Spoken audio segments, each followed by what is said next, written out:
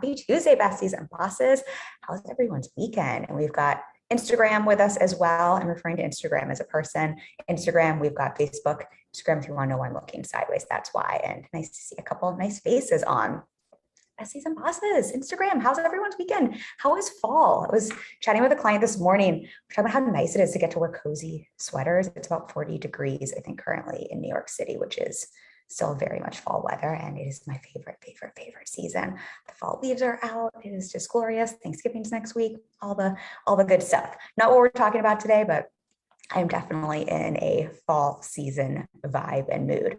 What we are going to talk about today is marketing strategy, and we're going to talk about marketing strategies you can focus on now, today, for the biggest return in 2022, which is crazy to me that is already right around the corner. Before we do, a couple things I will share. A couple months ago, I borrowed this idea from my coach to give a coaching session away to someone who joins on the live or in the replay and leaves a comment.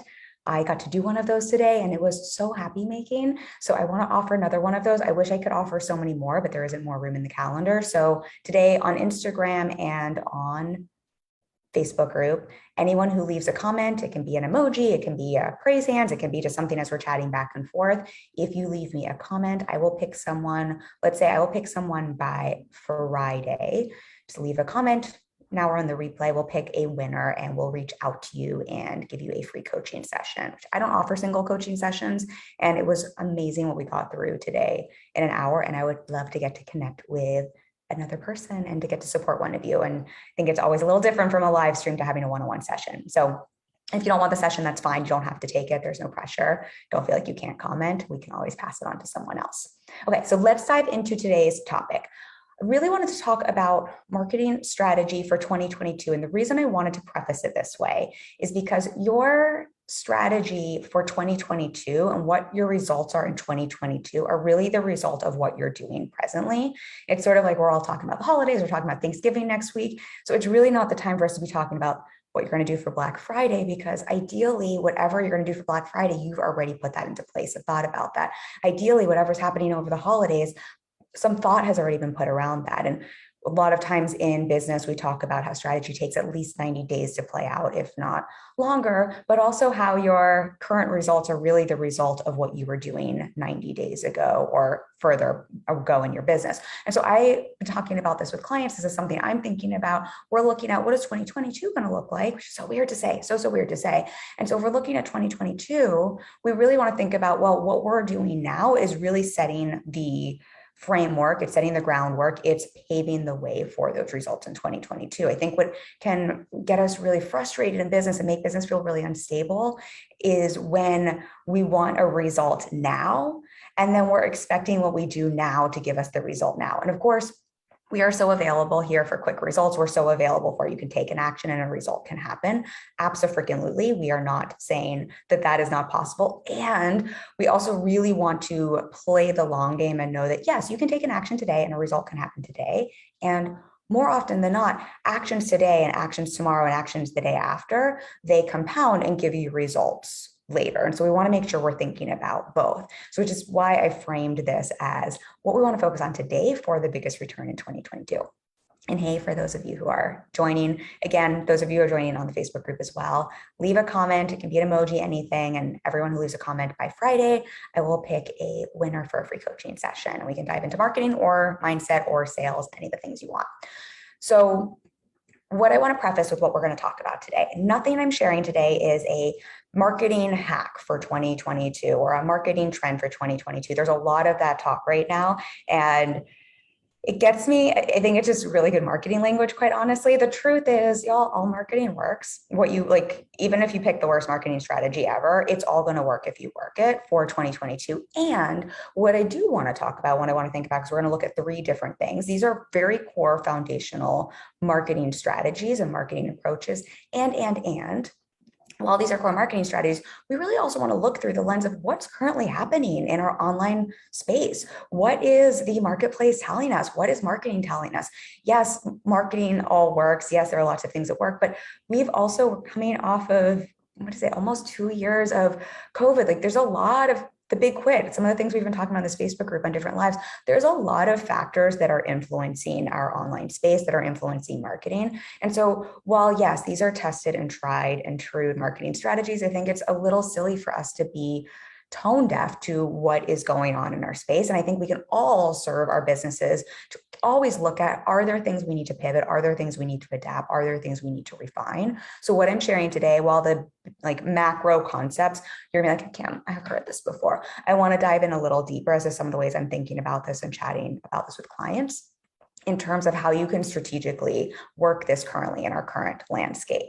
Thank you for the comments. And Harman says, hi, Kim, Madam, how are you today? Hope you are well and all is going well with you. Thank you. Thank you, Mehet, for the, thanks for the claps. I appreciate you. Thank you both for being here. Thank you everyone for being here. So let me just pull up, because I did make a couple notes here. But again, with these, and what I want to invite you to think about is there's no one size fits all. I'm not saying you need to do all three of these, but think about, if you're already doing one of these things, how can you take some of the things we're talking about to look at, is there anything I want to refine for my 2022 results? Is there a different approach, a different lens? Is there anything I need to adjust? Or is there something I've been doing really well? Is it time for me to add something on, to layer something on top of what I'm already doing now for those results next year? All right, hopefully that makes sense. Again, throw up the questions, that sounds gross. Throw any questions at me as you have them. Definitely want to make sure I'm a resource for that.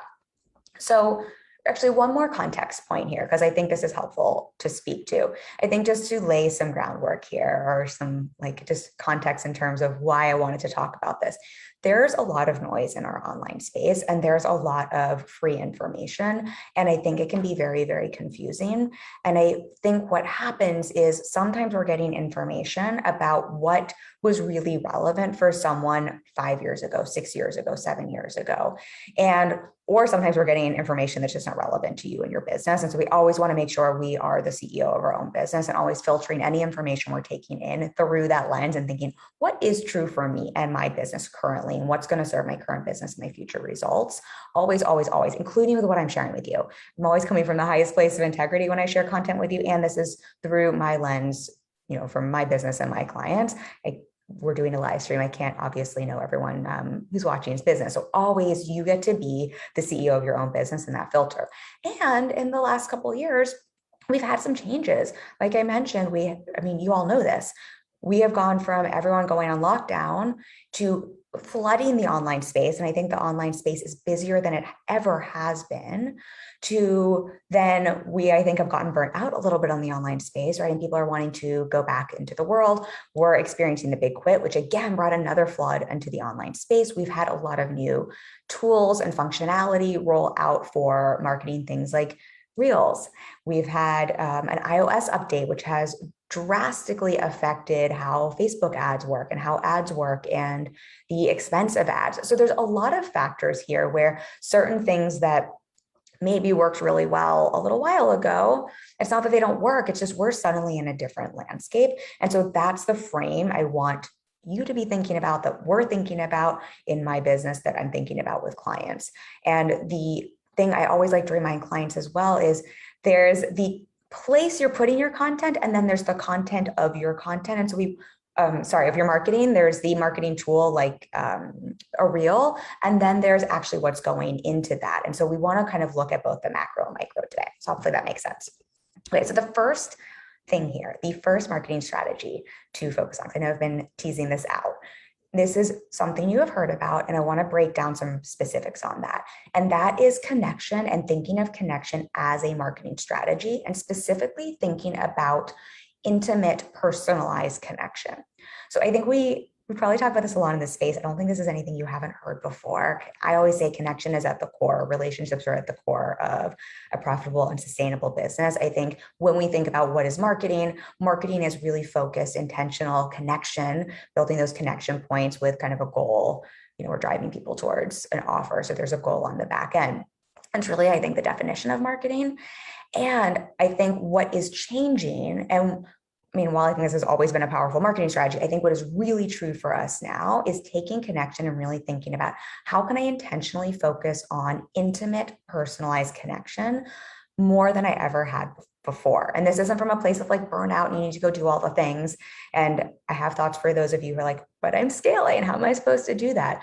But I think what we're noticing and what I'm seeing on both the client consumer side and what I'm seeing on the like side as a business owner and as a marketer, yes, connection has always been the key to marketing, has always been what it's about. And what has happened over, if we think about COVID, right? We are craving connection. Us humans are wired to connect.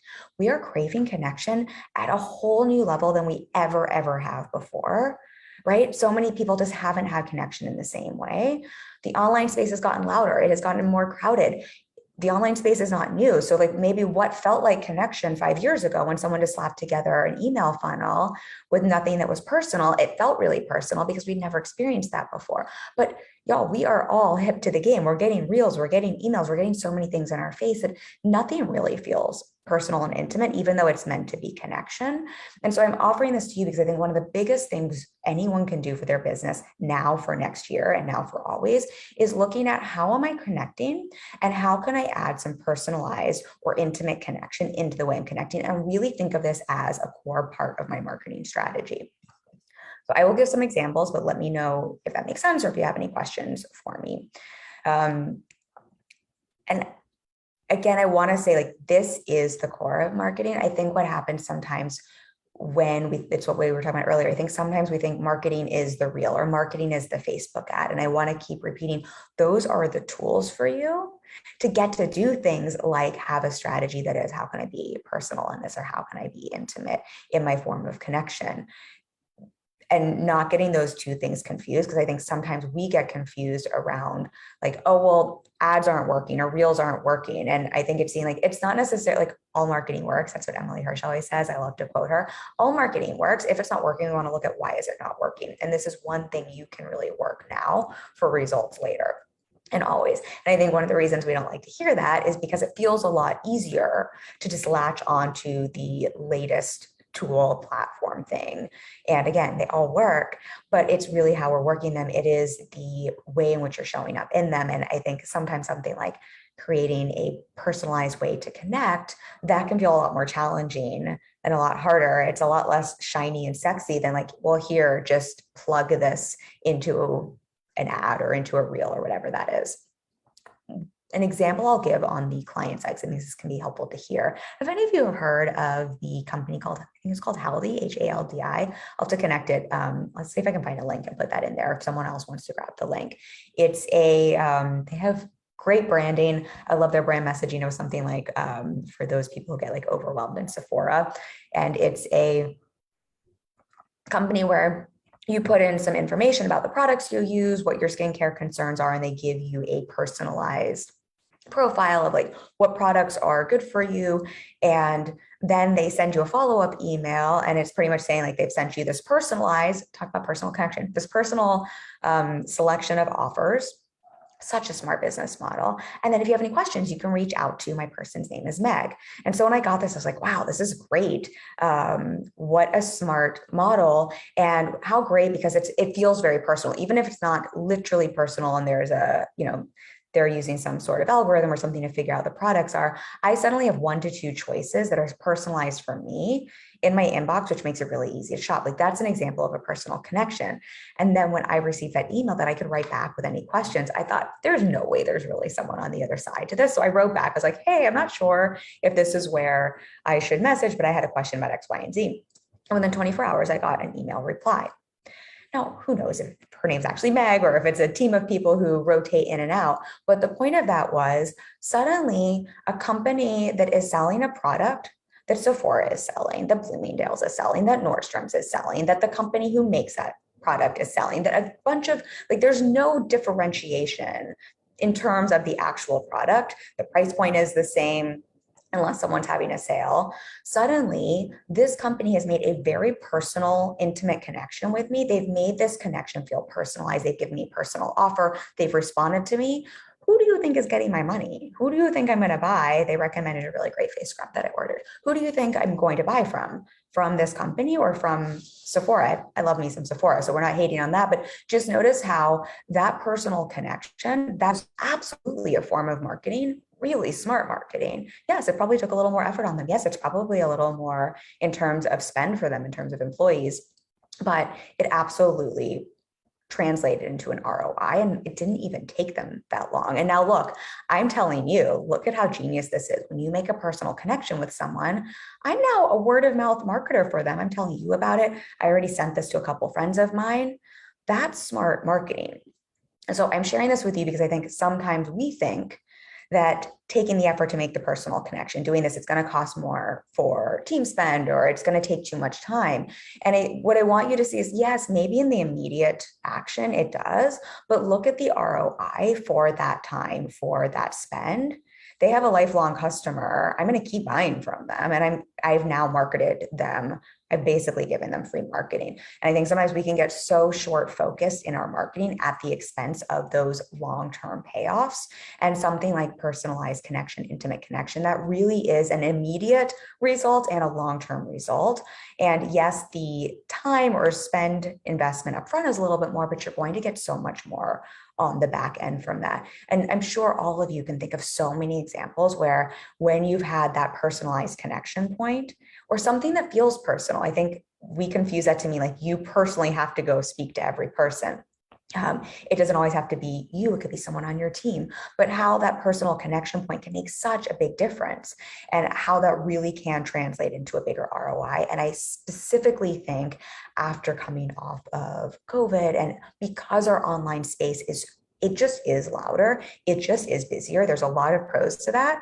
But one of the cons to that is it's louder and it's busier, and there's a lot of people selling the same thing. And we have to think about how can you differentiate? This is one way you can differentiate without having to even be different. It makes you different. This company, again, is selling literally the same product, but they have absolutely differentiated. Okay. I'm hitting you all over the head with this, but let me know questions, comments. Mary says, I love this. Thank you. I love you. Thanks for being here.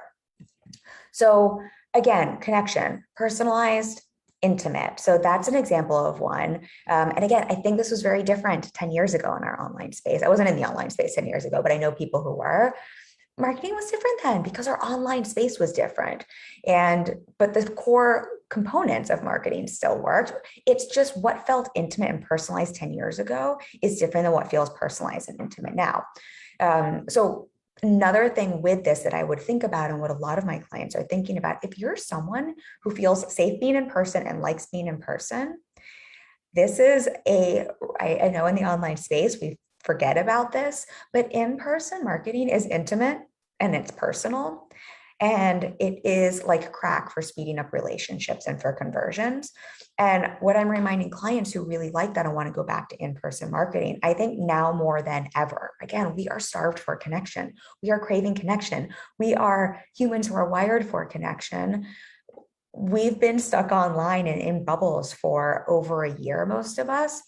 Most people are craving in-person connection like they never were before. So if you're someone, I'm not someone personally who my business isn't set up for that. That's not something I'm personally implementing, but I have quite a few clients who are. If you're someone who thrives in that space and likes that space, I want to invite you to look at how can I really focus on that now and next year, and not think of it as, oh, only online marketing works, or I can't do this, or I can't scale in-person networking. I would really look at, oh, this is actually a really smart strategic play for me right now. It always is, but specifically right now, based on just what people are craving. And what I would think about if that was something I was implementing, and what I'm talking about clients with, is then how can you use your online marketing to really support your in-person connection points, that personal connection. So if you're going to an in-person networking event, right? If you're doing a talk in person, if you're speaking somewhere in person, if you're going to a networking event, yes, do that in-person networking, make that personal outreach, but then use your online strategy as a way to leverage that, to deepen that, whether that's having someone, sending them an email where it sends them to a piece of content or something like that, or inviting them to follow you on Instagram where they can get to know you and your work more. Not seeing them as two separate things, but really seeing how can one support the other, I think is really going to serve anyone. And again, just going back to looking at, that's just another way you can bring some intimate personal connection points into your marketing strategy. So again, I'm not saying everyone has to go run off and do in-person networking or marketing. I'm personally not. It doesn't make sense for my business currently. But if that's You get to put on your CEO hat. What serves you? What serves your business? What are some of your strengths? That is not one of my strengths. I'm a one-on-one person. I'll be like in the corner of a networking event talking to one person for 3 hours, like wanting to coach them. But I have some clients who are like, this is just their strength. And again, I'm bringing this here because I think it's so easy to either forget that's a possibility because we've just had a long time where we've been offline, or to be online and not in person, or to think then because you've been online for so long that offline doesn't work, or that's wrong, or that's bad, or that doesn't count. I think there's just a lot of noise that can come up around that, or people just kind of forget about it. So just for those of you who are great at that, is an example of personal, intimate marketing connection points. I want to make sure I get to the other two here, but I'm just going to give a couple other examples just in terms of ways just to get your mind thinking about this and seeing how personal connection and thinking about how can I add more personal connection, intimate connection to my marketing. It doesn't have to mean burning out or doing lots of work, but you could think about things like, is there just a way to send a personal message to someone? Is there a way to send a personal note to someone? Is there a way, a lot of my clients who launch, probably talked about this before, but there's a great app called Bonjoro. They'll send a quick 20 to 30-second video to someone, right? These are all personalized forms of marketing. Yes, they do take a little bit more time, but it's kind of what we were talking about at the beginning, a little bit more time. Like, it's better to go deep rather than wide. It's going to really serve you long-term. So many different examples of this. Can you send a personal gift, a handwritten note? Can you have your team send some personal notes, right? I think remembering if your business is scaling and you can't physically be the one making that personal connection, can you have someone on your team doing that? But really looking at, now is the time for me to think about where are the opportunities in my marketing to add some personal touches, to add some intimate touches. How can I really leverage the power of that? Because I think more than ever, that is something that's going to give you massive ROI. All right, just seeing here. Love you. Happy. Okay, just seeing any comments on the IG. No comments on the IG. Okay, so the next one here, the next two are a little simpler. I promise I won't keep us for an hour and a half. I know sometimes I can be on the longer side, but I like to share all the things with y'all. So the next one here, they are all conveniently starting with the letter C. If you know me, you know I love some alliteration. So we had connection, specifically intimate, personal connection, really looking for those opportunities. The next one is collabs, or collaborations. I'm calling them collabs. So again, this is not like, oh my gosh, this is a trend that we need to hop on, right? I think notice none of these are any of the new trends, but you can use the new trends to utilize all of these strategies, right? You could use a reel and think about, how can I make this more personalized? So collaborations, I think, have always been a brilliant strategy for marketing. I think now for next year, and also next year, I think more than ever, it's just a really great time to focus on collaborations. This is something I'm coaching so many of my clients around. And I think there's two reasons they're powerful, and then I'll share, I think why we feel sticky around them, and then I'll just give some easy tips on how to go about doing this. But I think when you're collaborating with another person, you are leveraging their audience, you're leveraging one another's audience, and you're also getting immediate social proof. So what I mean by leveraging someone else's audience, if you're collaborating with another person, we have to think about, with marketing, what's our goal? It's to get visible and start new relationships, right? To draw new people in, and then to deepen the relationship with the people in front of you so they can get to know, like, and trust you, right? We're getting visible, drawing new people in, getting people to know, like, and trust us. When we think about, why do we want to do Facebook ads? Why do people want to do reels? It's to get more visible, right? It's to get in front of new people. When you're collaborating with someone, this is just another format, another way to leverage another audience, to get in front of new people, to get visible. And same thing as if you share content in my Facebook group, what are you doing? You're leveraging my audience. We're essentially collaborating in a way. It's a way to get visible. And so these are things we always want to think about with marketing. It's really easy to forget about this part of marketing and to just focus on serving the people in front of you. You want to make sure we're always doing both. And I think collaborations are specific. I mean, they're always a great idea, but I think they're particularly smart right now because ad spend is going up. The iOS updates have made Facebook ads just a little trickier to track. They're still working for people. I have plenty of clients working them. Don't get stressed out if you're using them. But I think just another example there, if you're someone who wants to do organic marketing, this is a form of organic marketing. And what we were talking about, it's just noisier online than it ever has been. So this is just it's a more intimate, a deeper, what we were just talking about with the connection, right? It's a little bit more intimate, deeper form of connection if you're collaborating with someone to get in front of another audience versus simply putting a post in front of them, putting an ad in front of them, putting a 15-second reel in front of them. I think we always want to think about there's visibility, and then it's what's converting someone to come over to your audience. I think collaborations work really, really well for that. And the reason for that is, yes, you're leveraging another audience. And the second point there that I was sharing is you're also getting that immediate social proof. When you're collaborating with another human, both of you are essentially saying, okay, my audience, you trust me. If I'm bringing someone else on, I'm saying, I trust this person. I vouch for this person. I am immediately giving them that stamp of approval, which means as my audience, you're going to just have a different level of trust. There's a little bit of that social proof there, and vice versa, right? If I'm having someone who's an expert come collaborate with me, by us working together, that also gives me a little bit more social proof in terms of I am who I say I am and all of those pieces there. So I think just seeing when we're collaborating, why that works for your marketing strategy and why specifically right now and for 2022, this is a smart strategy to play with if it serves your business model, if it serves your work, if it serves your time.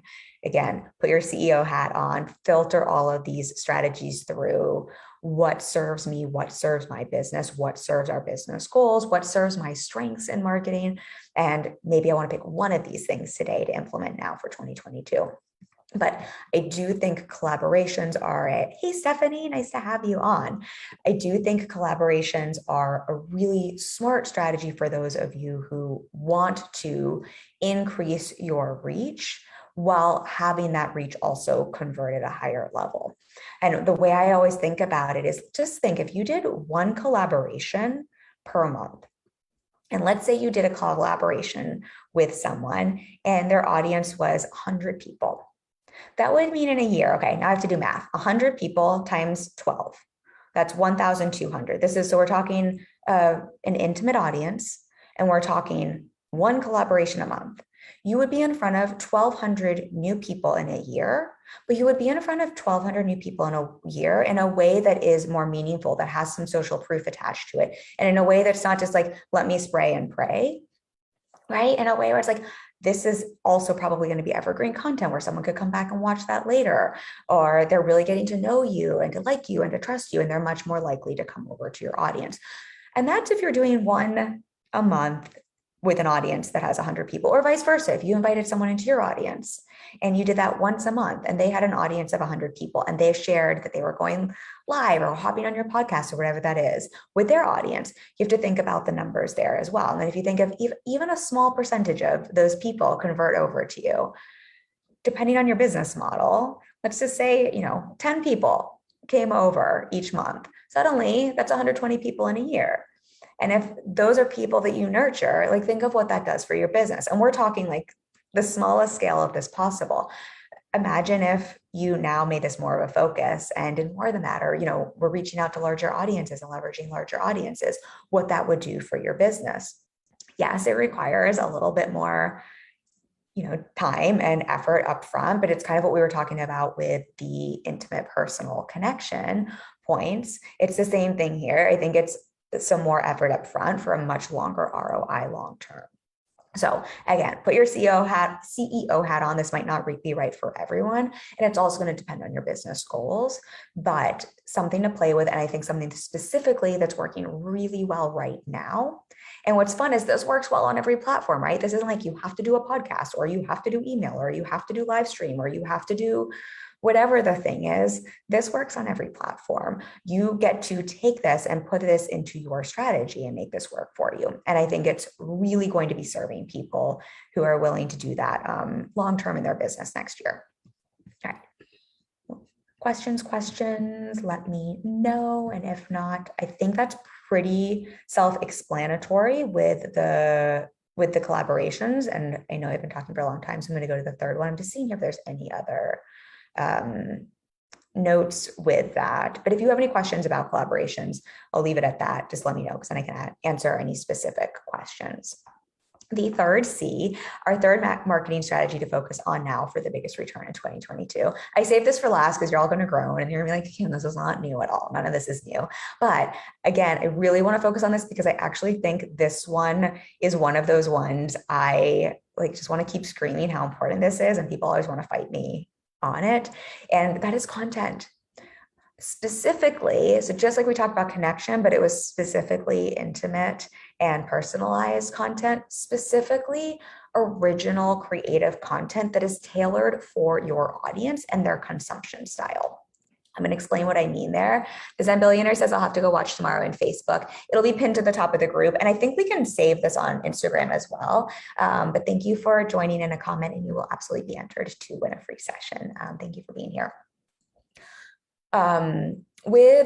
With content and what I'm talking about here with consumption style, a couple pieces I want to play with here. And I'll give a little context here. The reason I want to bring this as something to focus on now, what I'm noticing and what I'm hearing from people is like, well, does content still really work? It's so noisy online. Should I really be focusing on content? Maybe I should be doing something else. Maybe my content doesn't work. And there's a lot of that sort of noise that can come up. And what I really, really, really want to say here is content is not dead. Content's not going anywhere. Content has always worked. It's going to continue to work, specifically for those of you who are in any type of service-based industry where it's important that people know you and your thoughts, and for those of you who are selling at a higher ticket price. But content is so not going anywhere. Look at, like, we always have to look at outside of our space and look at what are other companies doing? What are other big companies that have lots of dollar bills to put into their marketing and their advertising? What are they spending money on? They're spending money on creating content. They're creating, like, there are companies that are creating whole content wings to put out content. And why are they doing this? Is it because they're like, well, we just have extra money to spend, let's go create some content? No, it's because they know when people are online, the way to draw them into their brand is to create content that's compelling enough, that's interesting enough, that's original enough, that their people want to consume, because that's how they're going to get people who are buyers over to their platform. Like, that's what people are looking for. Right? When we all go online, like when we're all scrolling, we're like, we have to think like we're all still looking for content. We're all still consuming content. It's still absolutely working. However, I think we have to be smarter than ever with our content and with our marketing strategy around content, because again, it's just gotten busier. It's just gotten noisier. It's just gotten more crowded. That's not a bad thing. There's a lot of benefits. Like, there's so many benefits to that. It's almost a whole nother live stream. They don't want anyone to hear them be like, well, why should I bother? That also means there's more buyers online. That means there's more people trusting buyers online. That means there's more people in our space. There's so many benefits to that, but it means there's also more for people to choose from. So we do have to think, how can we make sure we're creating content in the consumption style that suits our audience, and content that's really serving our audience so that it converts. So I'll explain those two parts. I will give the caveat here. Again, remember, put on your CEO hat here and pick one of these things today, filter everything through. Does this make sense for me? Does this serve my business? Does this serve my business needs? Does this serve my strengths? This is not a rule. Yes, I absolutely really believe this is true. My business has continued to scale. It's bringing in an additional 100K this year. It did last year. It did the year before. Content has been our core marketing strategy. So yes, I really stand by this. And I also have a couple clients who don't use content. I have one client who's fully booked, has a wait list, but they're still leveraging everything we've talked about here. They're doing intimate personal connection. They're doing collaborations really well. And really, in those collaborations, they're still giving content. They're just not doing content in the way we're often thinking about as marketers and as business owners, where they're really leveraging content on their own platform. So this is not a, you have to do this. You can always think through, how can I take what this idea is here and apply it to my business? Like one client did, where it's like, this doesn't make sense for me to do on my social media. It makes sense for me to take this concept and go leverage it elsewhere, go create content that I can go collaborate with someone and really leverage that audience and et cetera. I think you all get what I'm saying. So I really want you to think through, like, how can I apply this to my business? But what I want to invite you to think about, again, because I'm trying to think of how to say this in a way that doesn't make me sound like a jerk. And I don't mean it that way. I think we're just in a time where people are just craving value, and it's like, quality over quantity. And we've done a whole live stream on quantity over quality in terms of how that can serve you to get out of perfectionism and creation.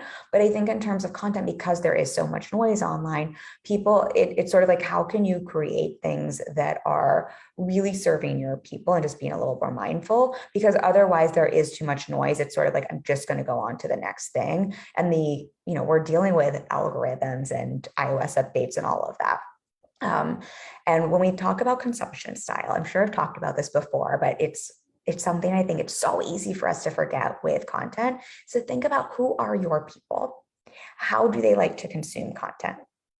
And how can you make sure your content is really fitting their consumption style? So what I mean by this, I have a client who their audience is a younger demographic, and we know that their audience likes to consume short bits of entertaining content, right? We know that their audience is probably not on LinkedIn reading long form blogs. And so when we're thinking about, yes, leveraging the power of content, we're also thinking through what's the consumption style of their audience, not just what's my favorite way to create content. Obviously, that's also important, but what's their consumption style? How can we make sure we're creating content that serves your audience and the way they're consuming content, not just where they're hanging out? This could be in an email, right? I mean, that sounds like a short or a reel. This client's definitely leveraging those. This is a client where that works really well for them. But it could be an email, it could be in text messages, right? They could be sending short, snappy text messages, but thinking through, how do my people consume content? Another example of this, and I need one sip of water. I have a past client. We did a lot of work around this. Her audience was really busy moms. So we had to think, if your audience is really busy moms, you probably don't want to do an hour-long live stream like me, right? Because your busy mom's consumption style is probably not, I have an hour to watch a live stream. It's probably, I've got 5 minutes when I'm in the car. I've got 5 minutes, or I've got a little bit of time while I'm making dinner. How can I pop in some earbuds? How can I get a quick bit of information, right? Their consumption style is going to be very different. And so if you can keep that in mind, it really helps you look at, when I'm creating original, creative content, when I'm sharing value, when I'm thinking through the lens of how can I share more value, and not more value meaning go do more work and burn out, more value in how can I make sure this is a valuable piece of content for my people. That's one piece I really want to invite you to think about, because again, now more than ever, I think these things just matter more and more, so that you can stand out above the noise. If you're the person taking this into account, you're going to leverage all of that content you create in such a different way, because you're the person who your audience is going to want to go listen to, because you've made it really easy for them. We talk about this in sales so much, where I talk with clients about, I'm like, make it easy for people to pay you. Don't make it hard for people to pay you. It's the same thing with content. Make it easy for your people to get that value. Okay. And then the other piece with that is, so yes, we're looking at the consumption style. We also have to look at, within that consumption style, right? What is the value? What's the thing your people really need to hear from you? So even within that, I'm going to keep using Reels as an example, because we've all been talking about Reels. There's so many different ways to do Reels. It's really easy to think, well, I need to make original creative content, so I now need to go see how so-and-so did Reels and just make funny Reels. Except for if your audience's consumption style isn't Reels, or if that doesn't really serve what your people need support and help with, that content really isn't going to serve your marketing strategy. It might get you lots of views, but it's not going to serve your marketing strategy. So thinking through, what's my people's content consumption, their consumption style, and then what's the content of the content, which sounds really weird to say, but what's the content I'm putting inside the content that my people really need to hear from me? What is the thing that is going to be really valuable to my people, that the context maybe, or the content of the content? Does that make sense, y'all? What I'm saying there? So what you're putting inside the reel, what you're putting inside the podcast, what you're putting inside the live stream. And I say this because, again, I think it's so easy for us to get wrapped around the format. So yes, think about consumption style, but then don't get stuck in that. It's easy to get wrapped around. It needs to be a podcast, or it needs to be an email, or it needs to be a text message, or it needs to be fill in the blank. It needs to be Clubhouse. It needs to be whatever the new thing is. And then to hear people talk about how that's the thing that's going to work for you. But it's never that that's the thing that's going to work for you. It's, what do you put inside of that strategy? What's the content inside of that that's going to work for you? And then seeing, does that match my people? Like, is this where my people are hanging out? Is this their consumption style? Right? It's not the blog post. It's not that blog posts are dead or blog posts are what convert. It's what are you putting inside of that blog post? Is that really valuable? Are you making sure it's original, it's creative, it is giving value upfront before you ask for the sale? And this, I think, this is why I'm obsessed with content. I've always been obsessed with content, but the reason I'm obsessed with content and the reason I'm specifically obsessed with it now for results now and next year is everything we've been talking about. I think people are just craving more than ever value upfront. So I know that you're the real deal. So I know why you're different from 10 people who are saying the same thing. So I can trust you. So I know you're the person I want to give money to. And so while I've always been a big believer of give value up front, ask for the sale later, right? Let's earn our right to sell. Let's earn our money. Give 10 times, give 20 times more value than the money you want to make, right? That's a really good rule of thumb. Want to make more money in 2022? Think of how can I give 10 times more value than the money I want to make next year. Content's just such a great vehicle for that.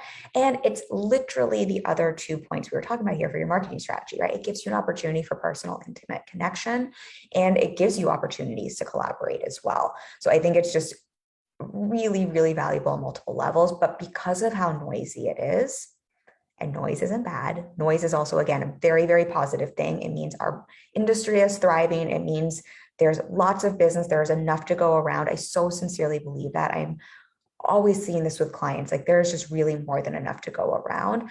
However, it just means we also have to be smart and strategic so we can be a part of that noise and heard as a part of that noise, as opposed to just adding to the din. So hopefully that makes sense for you. Just seeing here if there's anything else. Let me know if you have questions around any of that. Just seeing, I think that was the main thing I wanted to share with the content piece. So again, content is not a new thing. Creative, original content, being consistent, not a new thing, but I think just starting to think through a slightly different lens, and also thinking through, if I want 2022, if I want that to be my best year in business, what I'm doing now sets me up for success next year, right? The action steps I take now, the way I'm marketing now, the investments I make now, like what I'm doing now sets me up for success next year. It's sort of like the stock market. We don't want to go into the stock market expecting if I put money in today, it's going to make me money tomorrow, right? We kind of want to think like, that would be really cool if it happens. We're totally available for that. That does happen. I have some stocks that I'm very happy with. And a lot of times we put some money in now knowing we're going to get some payoff later. And that's really what I want to invite you to think about with your marketing strategy always, but particularly because we're in that time of the year where we start to think about, reviewing, reflecting, thinking about next year. So I really want to invite you to think about that. What do I want to be doing now so I can get results later? I'm just going to give a recap there. The 3 marketing strategies that I think are always beneficial, but I think are really beneficial right now, particularly because of our current online climate and business space. Connection, specifically intimate, personalized connection. We shared some examples of that at the beginning. Collaborations and content, specifically creative original content that's really packed with value, that's specific to your audience's consumption style and really what they specifically need support and help around. I think we are past the days of fluff content. So if you have any questions, drop a question for me now or in the replay, Instagram as well, if I can keep this live. So happy to answer those for you. Again, if you leave a comment now or later, I will be on Friday picking someone to have a free session with. That is one of the ways I get to do some personalized, intimate connection points. I wish I could give a session to everyone. I really, really wish my calendar could handle that because I actually love doing that so much. Like, it makes me so beyond happy, but we're going to pick one. We'll have some other opportunities coming up over the holidays. I'm going to have some other opportunities for giveaways. So we will do as many as we can, but I got to make sure I'm serving my incredible clients as well. So that is an opportunity for you. And if for any of you who want support with us, who want help with your marketing strategy, who want help with putting your CEO hat on, who want help really getting clear on, okay, with these marketing strategies and other marketing strategies, how do I apply that to my business? How do I have a marketing strategy and a sales process that really works specifically for me, for my business, to bring in clients now, next year, to really bring them in a way that is sustainable, but also repeatable? That is what I support my clients with. I'm really, really good at what I do. I don't say that lightly. I believe so much in integrity, but I've been around the business block, y'all, for 5.5 years at this point. I've built a multi-six-figure business that continues to scale, all from one-on-one. We've never used Facebook ads. I have continued to add 100K on every year from one-on-one alone. And my clients are getting incredible, incredible results. Everything from booking first-time clients ever to literally we've had, 50K months, 100K months, past, up to $1 million a year. So we've had all sorts of great results and kind of everywhere in between. So if that's something you're interested in support with, I will make sure I drop a discovery call link. Please feel free to book a call with me. I would love to connect with you. And I will be the first person to tell you if you're not a fit. I have lovingly told someone very recently who I adored and I sent them off to a referral. So I know some really, really great coaches. So if I'm not a fit, I will happily refer you out. Fit is very, very, very important to me. All right. I love you all. Thank you so much for being here. I appreciate you so much. It is my joy to get to share this with you, and I will be back next week. I'll have another topic for you, and we'll dive into some goodness then. And this is what I should say. As we're looking at the end of the year, if there's any special topics y'all want, if there's any questions you have, anything you specifically want support around, I'm always bringing what I'm supporting clients with and what I'm seeing as a need in our market space, but I'm here to support you and be a resource. So if there's something specific you have a question around, or you're like, Kim, could you do a live stream on this? Leave me. If you don't want to put it publicly, you can DM me. I'm not the best at checking my DMs, but I'll keep an eye on them. DM me or shoot me an email. You can send an email to team@kimorchidsinger.com or just leave a comment here, and we'll make sure that we include that in one of our upcoming lives, as long as it's something that's in my wheelhouse and zone of genius. All right. I am doing the Irish goodbye. No, I'm doing the long goodbye. That's the opposite of the Irish goodbye. I love you all. I'll be back next week for Thanksgiving week. We'll have a live stream before the holiday. Bye, Instagram. Let's see. And now here. And then I always do this on the Zoom. I think I figured it out. Bye.